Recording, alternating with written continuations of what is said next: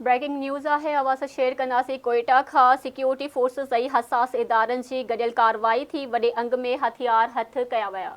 असां ख़बर शेयर कयूं पिया। ब्रेकिंग न्यूज़ है डेरा बुक्की में कार्रवाई कई वई है। ज़मीन में पूरियल हथियार ऐं धमाकेदार मादो हथ कयो वियो है। असां ख़बर शेयर कयूं पिया कोयटा मां सिक्योरिटी फोर्सिस ऐं हसास इदारनि जी गॾियल कार्रवाई में वॾे अंग में हथियार हथ कया विया आहिनि। डेरा बुक्की में कार्रवाई कई वई है। ज़मीन में पूरियल हथियार ऐं धमाकेदार मादो हथ कयो वियो है। 5 पिस्टल गोलियूं बारूदी सुरंग ऐं 5 किलो धमाकेदार मादो हथ कयो वियो है।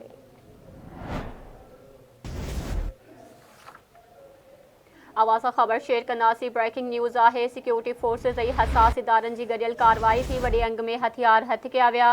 अवां खे अपडेट ॾेई रहिया आहियूं। डेरा बुक्की में कार्रवाई दौरान ज़मीन में पूरियल हथियार ऐं धमाकेदार मादो हथ कयो वियो। ज़रियनि जो इहो चवणु आहे 5 पिस्टल गोलियूं बारूदी सुरंग ऐं 5 किलो धमाकेदार मादो हथ कयो वियो। तफ़सील मालूम कंदासीं आज़ाद बलोच खां। आज़ाद अपडेट कजो कहिड़ा तफ़सील आहिनि।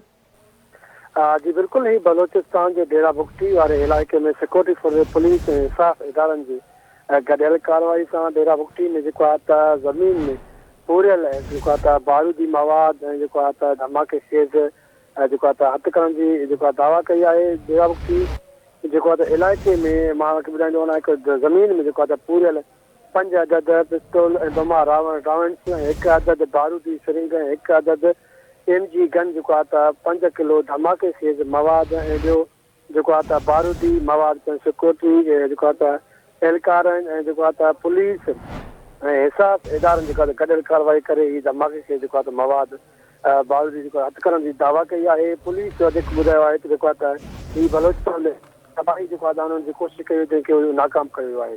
जी ठीकु आहे, महिरबानी अवां जी अपडेट करण लाइ।